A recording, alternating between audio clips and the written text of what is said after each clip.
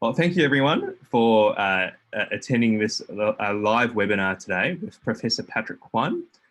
Today is our third workshop for our AI in Healthcare series workshops, which is supported by the Medical Research Future Fund and is really intended to bridge the gap between medical researchers, clinicians, and technologists in understanding and developing a sense of the potential for machine learning and artificial intelligence in healthcare, and some tremendous progress and research which is already happening in our backyard in Australia. My name is Zachary Tan. I'm one of the research fellows at the University of Melbourne Centre for Eye Research Australia. And today I'm very much delighted to welcome Professor Patrick Kwan to speak to us about his research. Professor Kwan is a medical specialist in neurology and is international authority in the subject of epilepsy. Professor Kwan's research portfolio encompasses both applied basic science and clinical aspects to improve treatment outcomes, including translating research findings into the practice of personalised medicine for epilepsy. Now, it's a real privilege today to hear from Professor Kwan about his research and his collaborations with medical AI scientists, including the development and a validation of a world-first machine learning model to improve an individual's response in the treatment of epilepsy. And I'll hand over to Professor Kwan very shortly to share his presentation. I would encourage everyone as well to please share questions as our webinar proceeds. So you are very welcome to include, to provide us with questions in the Q&A box within a Zoom chat. Today's webinar is also recorded as well. So for those who are unable to make this session live today, we will be uploading this to YouTube later on in the week for others to refer to and to review at a later point. But without further ado, I'll hand over to Professor Kwan to speak to his fascinating research, his truly innovative research, and excited to learn more. Okay, shall I make a start? Zachary, yes. Can you all hear me? Great. I just share screen. So first of all, I'd like to thank the organizer for the invitation. Can you see the slide? My first slide. So thank you very much for the invitation. First of all, and in particular, I want to thank Dr. Zhongyuan Ge, who I think is one of the panelists, and this is very much related to some of the work we've been working with Zhongyuan, and one of the very important medical AI project that my group has the opportunity to collaborate with Zhongyuan. So as you see, the title is around using machine learning for personalized epilepsy management, in particular how we can use drugs better for individual patients. And you might have come across quite a lot of work in using AI machine learning for other aspects of epilepsy care, in particular EEG analysis. There's a lot of work going into developing algorithms for automated EEG analysis or wearable devices for seizure detection or prediction or image analysis.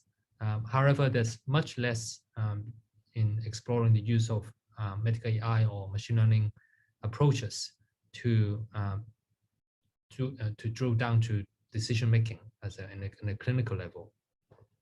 And the reason we are interested in this is very much based on my background as a practicing clinician. And so that's my first disclaimer, is that I'm not an AI scientist at all. I have no background in, I don't know how to code. I'm learning all the language of machine learning through working with people like Zhongyuan. But I've really enjoyed the collaboration and have had my eyes opened up to see what the opportunities there are.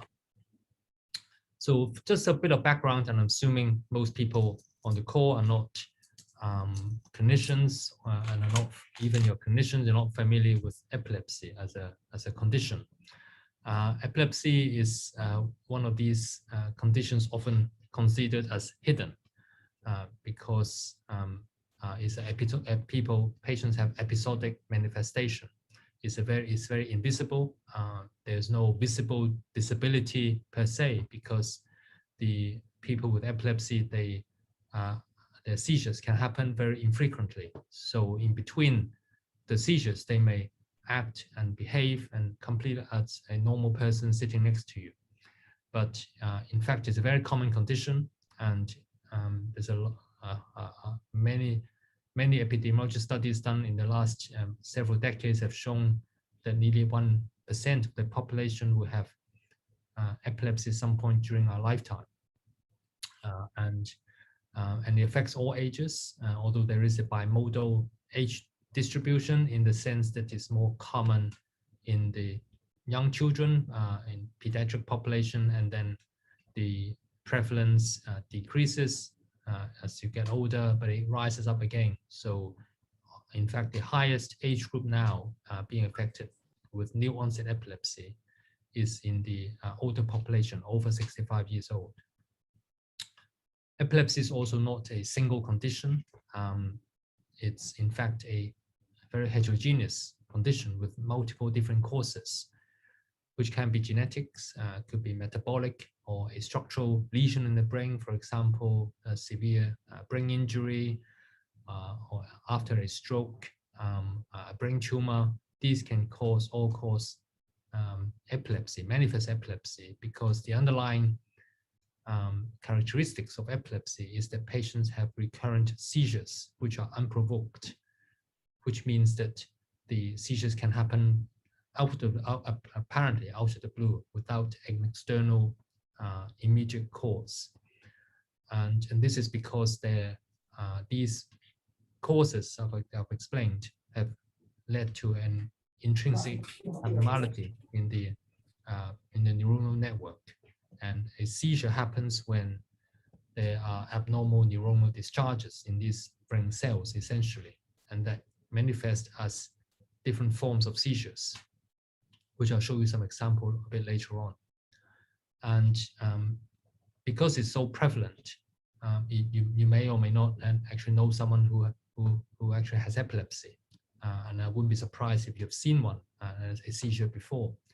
And because of their unpredictable nature and the loss of control by the person during a seizure, you can imagine people with epilepsy can suffer from a whole range of complications from the seizures, so directly from injuries, etc. But the impact is really beyond just seizures. And that's because, again, because of the nature of the condition, there's a lot of misunderstanding, even stigma in many parts of the world. There is tremendous psychosocial impact. And the impact is not, in the most obvious would be patients will not be able to drive if they still have seizures. There are clear guidelines from big roads that you need to be seizure-free for at least 12 months before you can drive. So they lose their license, and it can impact obviously on their employment and their other social aspects. But there's also increasing realization that there is a bidirectional relationship between epilepsy and many main brain conditions, such as mental health problems. They're not just a reaction or psychological reaction to the diagnosis of epilepsy per se, but in fact, it's because of other neuronal consequences from the abnormalities in the neurobiology level. And patients also have higher mortality as well. So usually the most studies have shown that patients with epilepsy are up to 4 or 5 times more likely to die than someone in the same age group and the same sex. And that may be because of many reasons. So because of all these reasons, then you need to, there's a great need to control the epilepsy. And the way it's controlled at the moment has been with medications. And these medications have been developed for many years, and their function is to suppress the seizure occurrence. And this is an important concept. So the drugs that we have currently available are not curative. They don't cure the disease. They control and reduce the chance of the patient having the seizures. So in that way, they're a bit like someone with high blood pressure, hypertension. They take antihypertensive medications. If they stop the medication, then they will start having seizures again. The drugs have been very useful for many patients. So I said I'll show you some seizures, and these are just a random collection of different types of seizures. And you can see these are all seizures, but they can look very different. The patient on the left-hand side here, he is having a seizure with, these are involuntary movements, but he appears to be awake, and after seizure, wide awake, he could call the nurse. And this sort of seizures, whereas the one in the middle here, the patient here, he looks very blank, if someone was to interact with him, he would be unresponsive, and his behavior is much more subtle. Whereas the one on the right-hand side you just saw started with a few body twitches, and then now progressing to a much more severe seizure, where she's clearly what we call convulsing, with twitching her arms and legs, and she might, in these sort of seizures, the patient may bite the tongue, lose control of the bladder, become incontinent. And you can just imagine, these are patients we bring into the hospital to monitor the seizures, and they're sitting in a bed or in a chair in a safe environment. If they were at home in the community, you can imagine having a seizure like this. They fall over, they can get very serious injuries. But the point of showing you this is to show that the seizures can be different, and we give them different names based on whether the patient's aware, whether there is a focal onset of the seizure that starts in one part of the brain or spreads to both parts of the brain when it becomes what we call a generalized seizure. So currently, the way we classify seizures into 3 different groups based on these manifestation, the behavior side, but as also the EEG changes. And I'm not going to show you a lot of EEG, but the point is the EEG is there to help us to characterize the seizures, to decide into these 3 broad groups. And essentially you can say actually there are only 2 broad groups. One is whether the onset is at a focal onset or generalized onset.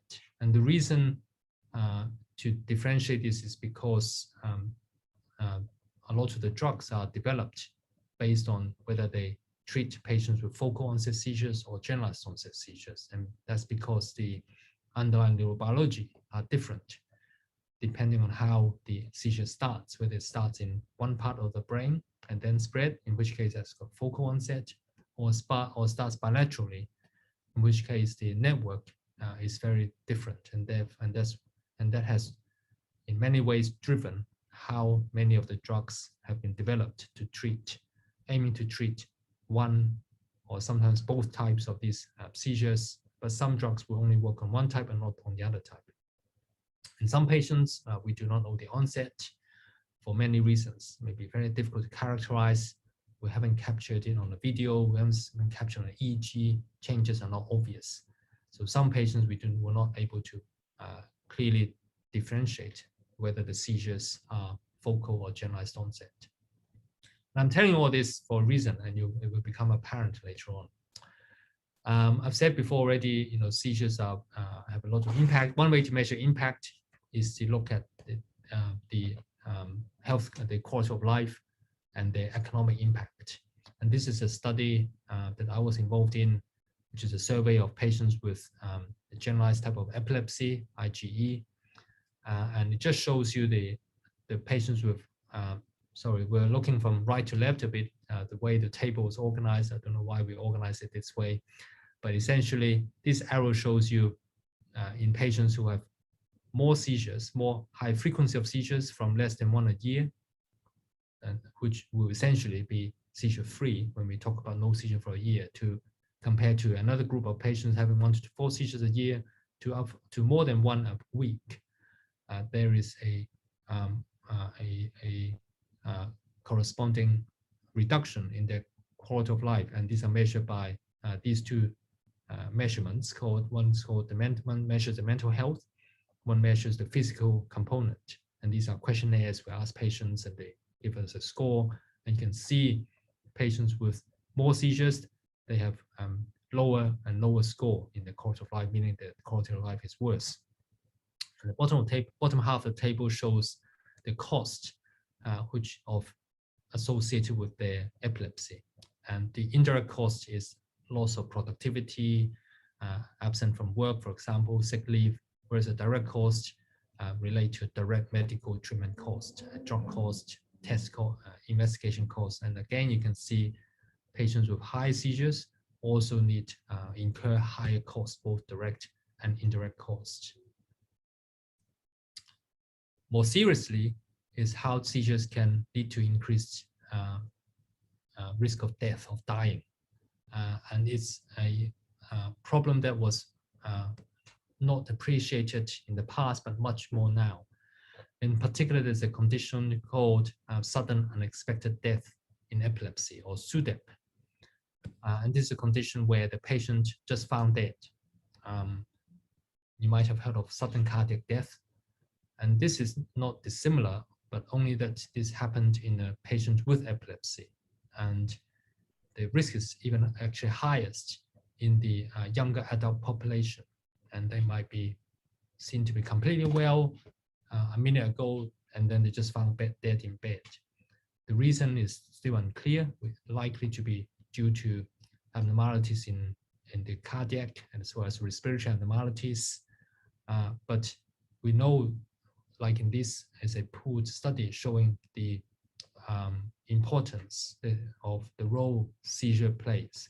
So in this pooled study of a pooled analysis of 4 studies, what it shows is that patients with higher frequency of the generalized tonic-clonic seizure, or GTC, and this is the third one I showed you on the right-hand side of the slide earlier on, that full body convulsion, that seizure, the more they have, then the risk of sudden death is much, much higher than someone without this seizure. So in someone who's seizure-free for 1 year, none for a year as a reference group, if you have only 1 to 2 a year, then your risk is 5 times higher.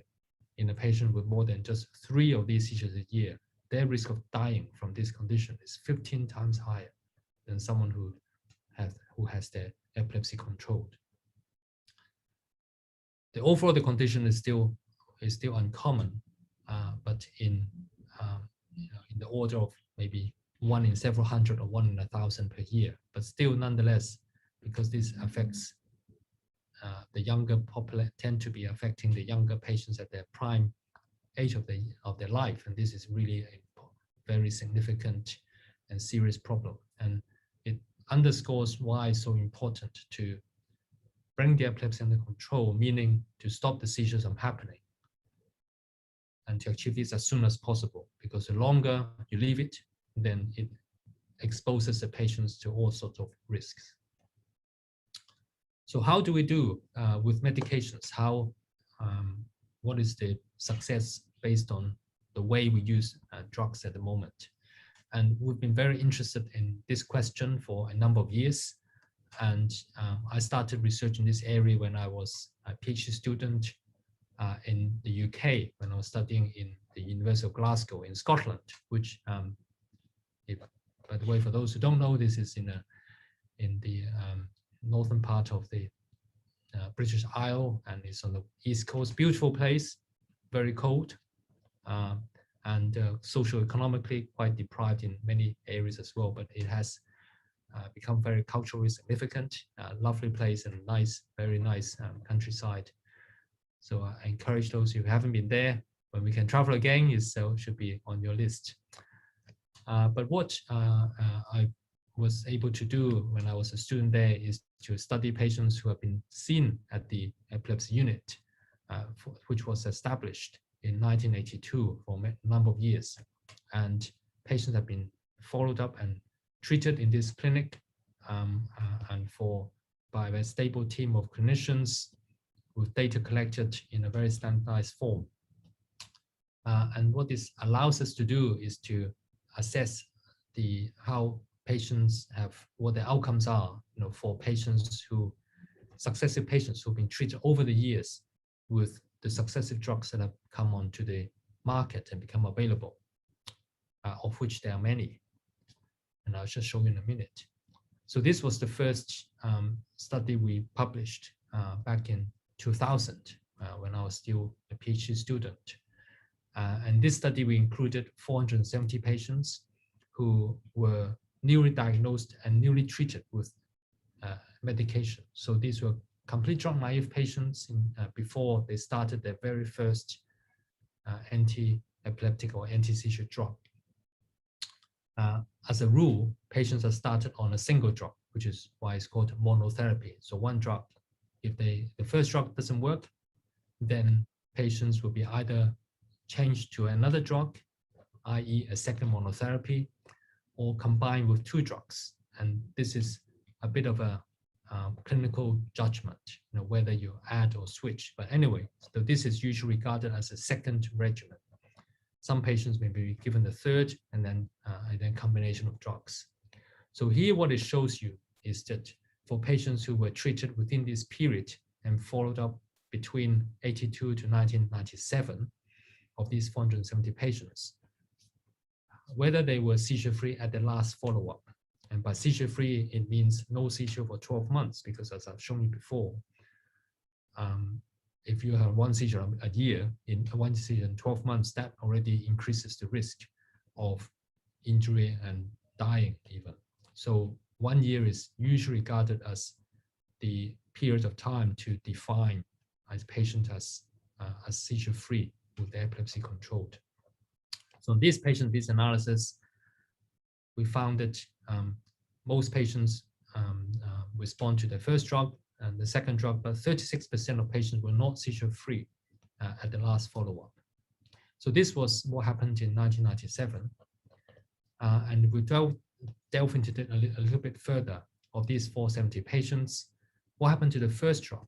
So this part, everybody would start on one drug first, as I said. So how did patient respond?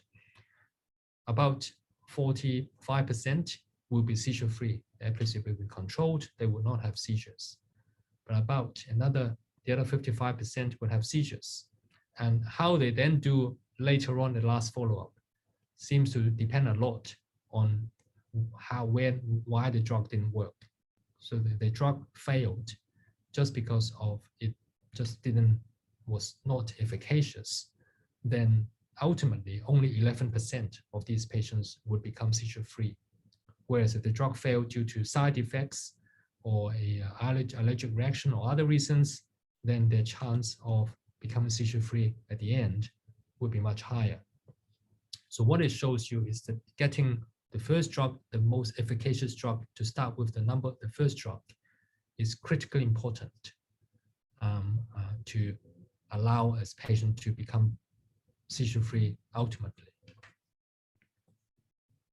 Since that time, since the study has been published, there's been an explosion of new drugs. And the study, in a way, sort of gave the rationale or the evidence base of a lot of investment into finding better drugs, more effective drugs to treat, because a third of patients were not seizure-free. So that what we've seen here is a chronological development of these anti-seizure medications over time. And since the paper was published around this time, there's been many new drugs developed. In fact, in the last 30 years, have been around 20 new drugs have been developed to treat epilepsy. And these drugs, we empirically or arbitrarily call them the newer drugs, whereas those developed in the 1930s up until the late 1980s are usually called the older drugs. So obvious questions, has these new drugs helped? We now have a lot more options. Have they really helped more patients seizure-free? A lot of these drugs also have different mechanisms of action. Not sure how many people are molecular biology or have a biology background, but this shows you a synapse, the presynaptic and the postsynaptic level. And what it tries to show you is that these are the drugs in these blue boxes. There are different drug names, and they act on either the inhibitory system or excitatory system. So there are chemicals that such as GABA, G-A-B-A is a chemical that is neurotransmitter, the main one that is active in the inhibitory system, and whereas glutamate is the major excitatory neurotransmitter in our brain. And in a very, very simple, perhaps oversimplified way, seizures happen when there's an imbalance between excitation and inhibition. And that's why many drugs try to readjust this balance by either reducing excitation, interfering with this glutamate system, or somehow increasing the inhibition to achieve that balance again. So many drugs, as you can see, they try to interfere with this balance by acting either on the presynaptic level or the postsynaptic level. And there are different mechanisms. So you would have hoped that with more mechanisms, maybe we can help more patients seizure-free. So we did a more latest analysis of these patients, now extending the follow-up to 2014. If you remember, but the first study report included up to 1997. This time we extended for a lot more years to 2014. And the number of patients also a lot more now, with nearly 1,800 patients rather than just 470, with almost more than three times the number of patients. This is a breakdown of the characteristics for the patients.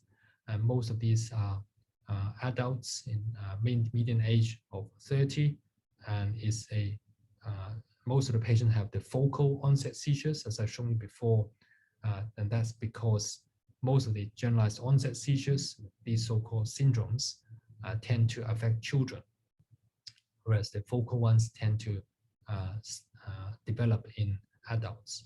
So that's why this is a very common distribution we see now in the overall patient population. And this slide just shows you that these new drugs, there's an increasing use of these new drugs over time. So this is the year here, and this yellow line separates those drugs at the top, which are the newer drugs, and the drugs at the bottom are the older drugs. Each color represents one drug. And as you can see on this yellow line, over time, there's a gradual reduction in the proportion of old drugs being prescribed as a proportion of all the drugs being used in each year. So you can see a gradual decline. Whereas the newer drugs, as increasingly more and more patients are being treated with the newer drugs. But despite this, what we found was that when we did the analysis, and again look at how many patients, proportion of patients who were seizure-free in the last follow-up, now with this pie chart on your right-hand side, the proportion of patients who are uncontrolled who still have seizures was exactly the same. All right. So even though we have now more drugs, we're using more of the newer drugs, the overall proportion of patients who are seizure-free has not really increased. And there may be there are many reasons, and we won't go into the scientific or the neurobiological reason behind, but generally speaking, is because these are symptomatic treatment. They don't treat the root cause of the epilepsy. They're not what we call disease-modifying treatment. Another way to, and what about this observation that we made before about the importance of the first drug? And this is another way to show it, is to show with different drug regimen or schedule, going from the first drug, second, and the third, how many more patients can become seizure-free as we move along. We add more and more, or try more and more schedules. And what we found was that with the first drug or the first schedule, about 50% probability of seizure freedom. And with the second one, then it adds another 11%, third one adds another 4%. And then it gets less and less and less. So it's a typical, what you would call the law of diminishing return. And again, it highlights, and what I want to emphasize is the importance of the first drug. Getting the first drug right is critical, it's crucial. And it is, in fact, the strongest predictor of the long-term outcome. So if the first drug doesn't work, then it's the strongest predictor that the patient will still have seizures. The epilepsy is unlikely to be controlled, even though no matter how many drugs you choose. Doesn't mean it would be impossible, but just means that their chance is much, much less. So response to the first drug is the most strongest predictor. But the way we choose the first drug at the moment is very much toss of a coin. And I said that we generally look at what type of seizures the patient is having. And most common type, as I've shown you, is the focal onset seizures.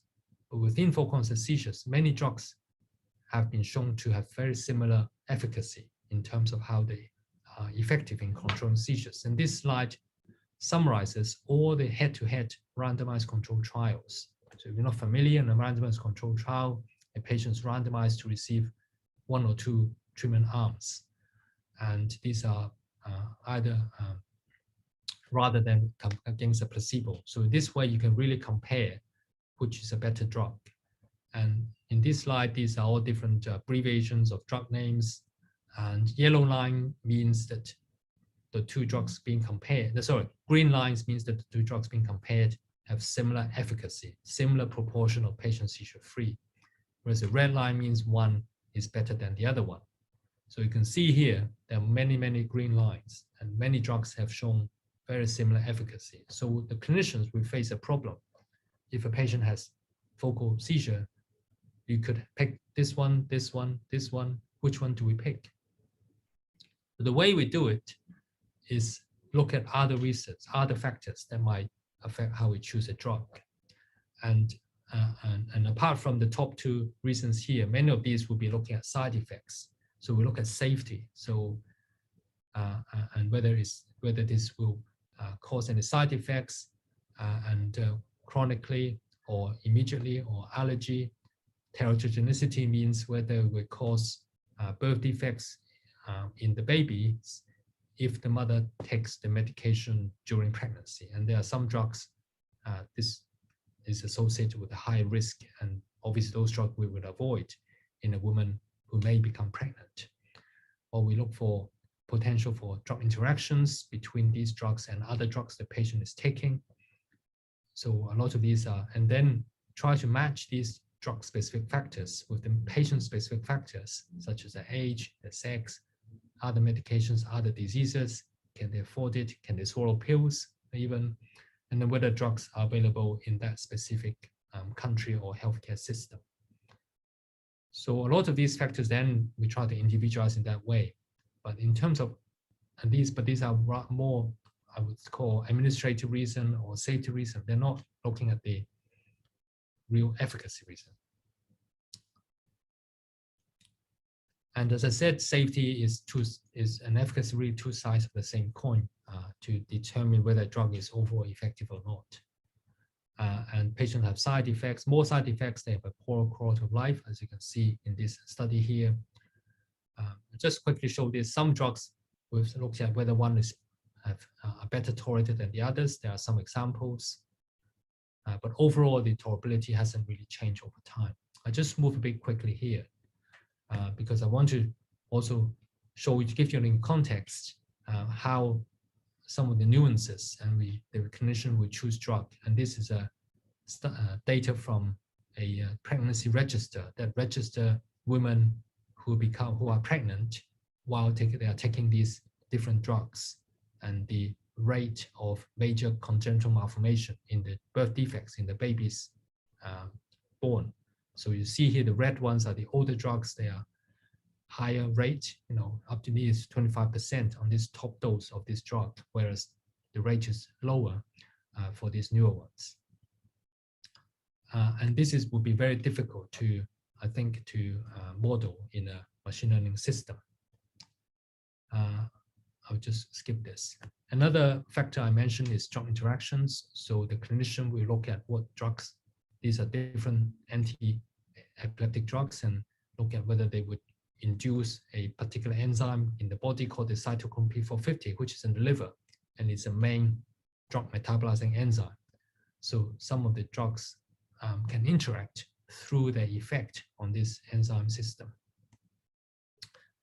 So you might be scratching your head by now, like this little figure here, and the experts are trying to help. So some experts have come up with an algorithm whereby you consider a group of drugs. So as you see on the left-hand side here, so it's very small prints, but in the older days, I would say, I will apologize for small prints, but now I would say, can you lean closer to your screen? So get closer, you can probably read the small prints. So anyway, so these are different types of seizures, I said, and then these are the possible drugs that are effective. So as you can see, even for a particular type of seizure, there are still multiple drugs they can choose. And then what this algorithm does is to look at other factors that I mentioned earlier on, such as the age, for example, here, and then a hepatic failure, the liver problem, they have kidney stones, then you kind of upgrade and downgrade, very complex, and these are built by a group of experts, and they have an algorithm like this to work on. So at this point, I'll just take a pause, take a step back, and you might be sharing what I'm feeling is that really we've reached a standstill with epilepsy management. We have a lot more drugs. There are many more drugs being developed. There are more choices, but the way to select is still very much trial and error. And in the trial and error process, the patient has to endure recurrent seizures before the quote-unquote right drug is found. Some algorithms, like the one I've shown you, are really just based on expert opinion. Whether following this algorithm will lead to better outcome has not been demonstrated. There's no evidence to suggest that if we follow this algorithm, the patient will do better. So what we need really is a more reliable way to predict response to specific drugs for an individual patient, not for a group basis, because on a group basis, the drugs are very similar, but for the individuals, how can we find a drug that works for one, but not for the other one? And that's possible because, as I've shown in an earlier pie chart, some patients respond to the second drug and the third drug. So you can hypothesize if the patients were given their second and the third drug, they would have become instead, and then rather than those drugs being the second and the third, they become the first, then the patients could have become seizure-free immediately, rather than having to wait until they're given their second and third drug. So how do we select that drug if we can predict that they are going to respond better to one than the other one? And that's where what the vision is to move from the current trial and error to a personalized way to select medication. And in this recent article, we propose two methods, two approaches. One is using machine learning to choose drugs, and the other one is actually have a humanized drug screening platform using neurons derived from induced pluripotent stem cells obtained from the patients themselves on a more molecular drug screening biology platform, which I'm not going to talk about. So I just focus on the machine learning aspect. I don't need to, I'm sure the audience, you will all be very familiar with increasing number of machine learning models being approved by the FDA for medical use. And I put out this one just showing a selection of them.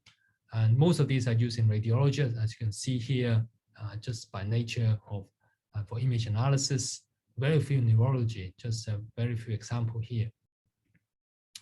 But there is now increasing interest, and this is a company based in California that is running a study with investigators in Stanford who actually know well, trying to incorporate clinical and genomic, either omic information, physiological data, come up with a predictive model to choose medication for patients by a company called the doc.ai.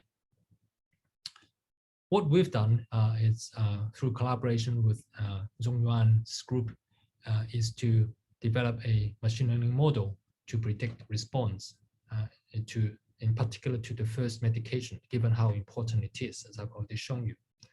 So what we've done is to use a routinely available clinical data set and using information that is collected in the clinical record, their letters, their investigation results, such as the EEG, the MRI reports, not the actual images or the recording tracing, but just simple abnormal reports.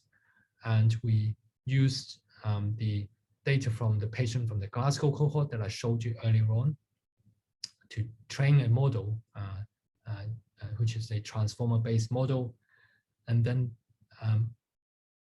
train and as well as test, and then validate that model in an independent cohort of patients that we've been following up in Perth in Western Australia.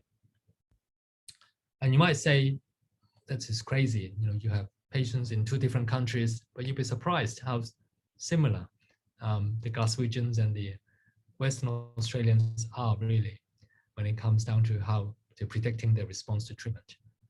So with this, what we've done in the fine-tuned model is to use just on the adult patients. So rather than 1,795 patients, we have 1,504 patients. These are adults, and we determined the best cutoff to determine whether to decide calculate sensitivity and specificity, and we found that 0.55 or higher probability was the best cutoff to obtain a balance between sensitivity and specificity. And using this cutoff on the Glasgow, the model has a AUC of 0.82 and a sensitivity of 83% and a specificity of 81% in predicting seizure freedom with the first anti-seizure medication used. And this is pretty impressive, as my understanding is because it's very comparable to other FDA-approved machine learning models in disease diagnosis. When we validated in the Perth population in a complete separate cohort treated by a complete different group of clinicians, the model seems to maintain its, I think, quite good performance. There's a slight drop in AUC, but the sensitivity and specificity have both, I think, held up quite well. And this is now, we're going to present these results later in the Congress later this year. So what we then did as a next step, so this is all very well, but as a clinician, I want to apply it. How can we apply it in clinical practice? This is just looking at retrospective data, developing a model. So what our brief to our machine learning colleague was then to, well, can you then use this model actually to recommend a drug for the patient? So instead of the one they were actually given, since you can predict the success, the likelihood of success with different drugs that even the patient hasn't tried, can the model actually recommend a drug? And if that's the case, then maybe more patients will be seizure-free. And that's what we did. We simulated in a simulation way, at least. So what they were, I was, of course, deeply impressed. I was able to then use the model to recommend the first drug, and we applied this to the patients in the validation cohort, which are based in Perth, those same 336 patients. So we, to my understanding, my non-machine learning brain, the way and from a clinician, I approach it is to say we actually change history. We turn the clock back and say, what if the patient weren't given the original drug? What if the patient were given this drug recommended? What the model predicted was that the median probability of seizure freedom was 63%. There's a range, but the median chance is 63%. And when we compare to the actual proportion of patients seizure-free, you can see a big difference. So in the actual cohort of patients, only 36% were seizure-free at the first year. In the Glasgow cohort, it was even less. And this is data from another study, a randomized controlled trial, showing very similar. Usually only 30% of patients would be seizure-free in the first year of treatment. But what it shows us in the model, in this simulation, hypothetical and exercise, is that potentially more patients might have been seizure-free were they given the drug the model recommended rather than the actual drug. And this is amazing. This sounds great. But then I would turn around and as clinicians, we are very risk aversive. We want evidence. So what we're now doing is to at least have we're proposing a randomized controlled trial to prospectively evaluate this model, to apply this in a new group of patients.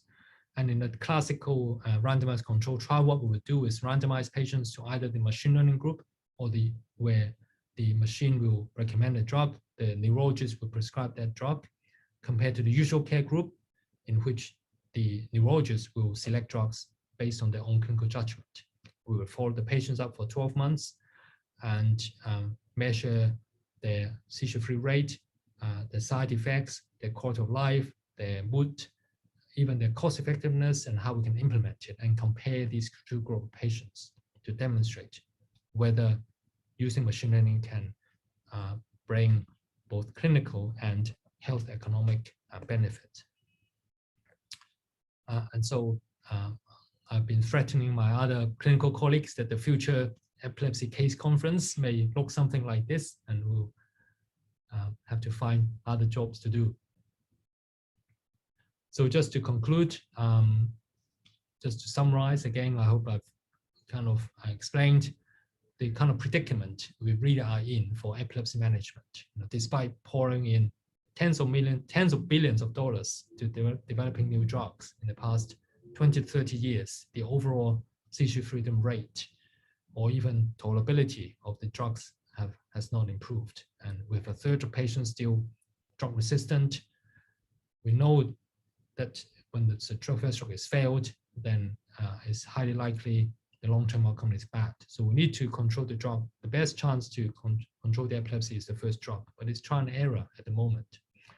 But what we found, I think, is potentially our data shows that machine learning model may serve as a clinical support tool. It may not replace the clinical decision completely, because as I've shown you, there are other nuanced factors that we'll consider in choosing a drug, such as drug interactions, the risk of birth defects, and so on. So the clinician will still need to make these decisions themselves and therefore keep their jobs. But I think a machine learning model can certainly, may certainly become a decision support tool. A prospective evaluation is needed, which is what we proposed. And I guess what we should say is funding is needed, and we're keeping our fingers crossed for some of the funding applications we've made. So just my last slide to acknowledge the collaborators, in particular, of course, Zhongyuan and his PhD student, Aaron, who developed the model, Department of Neuroscience. Shibin or Ben Chen is a biostatistician who has done a lot of work in the statistical analysis. Harris is a PhD student, also an epilepsy fellow, but doing a PhD with us. Dr. Nick Lawn is the custodian and the chief neurologist in the WA Adult Epilepsy Service that provided the validation cohort, and Professor Martin Brodie heads the epilepsy unit in the University of Glasgow in Scotland. Thank you very much for listening. Fantastic. Thank you, Professor Kwan, so much for sharing that very sort of articulate and comprehensive presentation. I think what I most valued was the depth in the sort of clinical context, understanding really the genuine clinical problem which this machine learning algorithm was seeking to address. I think it's very insightful, around the as you say, the millions, really billions of dollars which have been invested into the development of new anti-epileptic drugs, and the minimal impact that's actually had on seizure-free outcomes. So thank you so much again, Professor Kwan, for that presentation. I think we have a number of questions, which if I'm conscious of time, we have about 10 minutes left our Q&A, but a number of questions from the audience and the co-panelists, which would be fantastic if you'd be happy to answer them. The first question is from Ruth, who asks, at this point, has the model been or may be modified for pediatric populations, sort of in terms of current training, or are there plans to modify the model for pediatric populations in the future?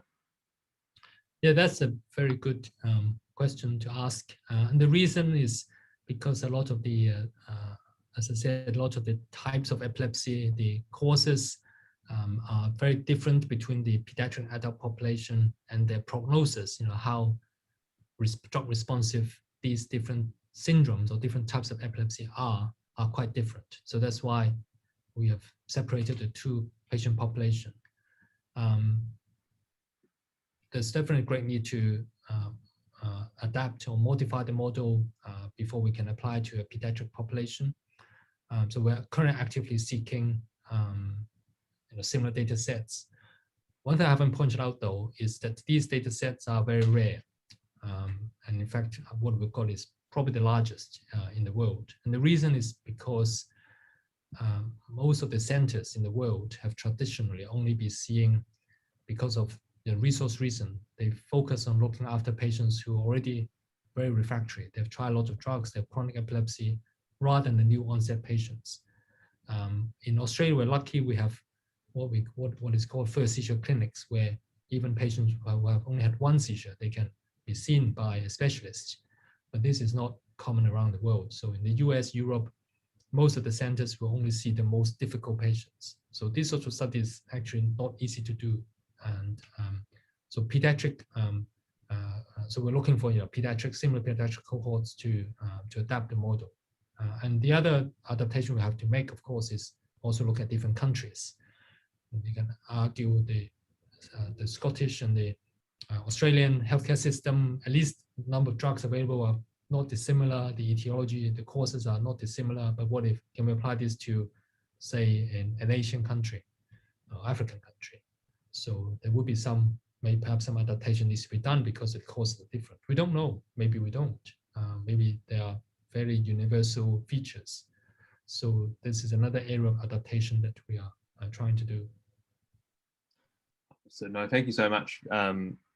And the question of generalizability was one of the other questions which came up. So great that you've answered that already, Professor Kwan. The second question was around actually, what can the AI teach us with respect to an understanding of the disease itself and perhaps the pathophysiology which underlines it.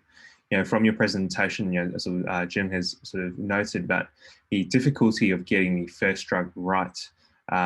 Perhaps reflects the fact that we might not know enough about the mechanism of disease on a personalized level enough. So the question is, by using the AI to improve drug selection, does the AI inform us with a better understanding of the disease itself?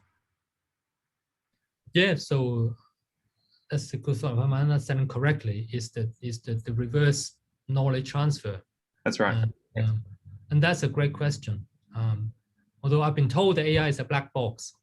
Although I've been told that increasingly it's becoming more gray box than a black box. And I think what would be very interesting to do is to look at to tease out which of the factors in the AI modeling plays the biggest role. So in our model, we have about a dozen variables, which include age, sex, and other factors, imaging, and so on. So one approach I think we might try is to find out which of these factors are most important, and then reverse engineer, if you like, to look at the underlying mechanisms. Understood.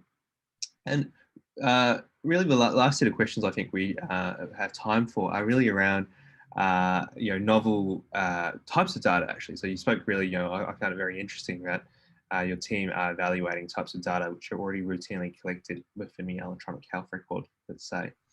One of the questions from the audience members is, is there potential for using sensors, new innovative sensors for epilepsy, in particular, physiological or movement types of data, those potentially collected by wearable devices.